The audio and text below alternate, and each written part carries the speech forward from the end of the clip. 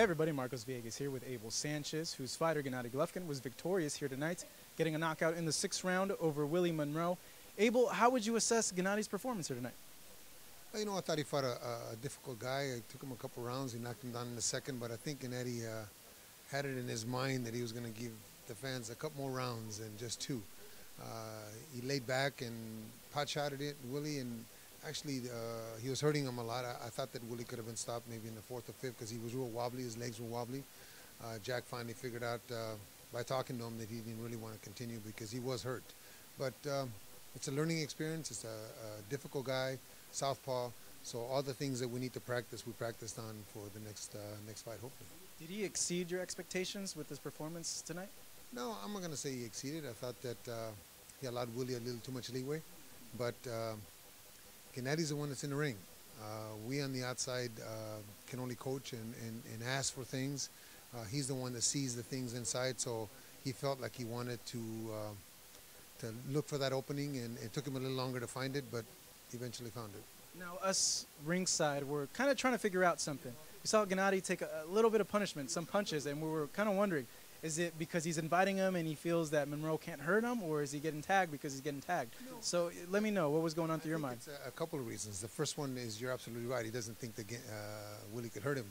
The other reason is he's trying to give the 12,000 fans that were here tonight some type of show. He's being criticized for only doing a couple rounds, even though sometimes those rounds are dramatic. I think he wanted to give the fans a little more of a show. You know, show them that he can take a shot, show them that he can deal with a different style. Of course, it's not something we want him to do, but again, he's the one inside the ring, so he didn't feel threatened, so he was able to do the things that he wanted to do. So now what do you make about the potential opponents that lie in wait for Gennady in the future? Well, potential opponents that all we're hearing is talk.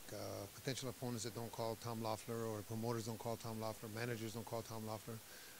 Those opponents need to step up and create those fights like they were in the 80s. You know, those great fighters, and not be so afraid of an L. We're not afraid of an L. We're willing to fight the guys that are most relevant and make most sense. He's fighting at 160. He wants to clean up the belts at 160, or clean up the division at 160, get all the belts. And if somebody steps up and wants to fight him, I'm sure that something could be done if they call Tom Loeffler. And finally, Abel, for you, how was it to be here at this arena with a lot of history and that many fights that you've seen, packed to the rim for your fighter? You know, I saw a lot of fights here, a lot of great fights, also on TV from here. I've always felt that the Forum had not only the ambiance, but the sound. That grill up on top for some reason just makes it sound thunderous in the ring. We're happy that we were able to be part of history here. Hopefully we'll come back. I know Tom wants to come back, and Gennady for sure wants to come back. So by giving the fans these type of fights, I'm sure that we'll fill it up again. I'm sure fans are going to be here and fill it up too.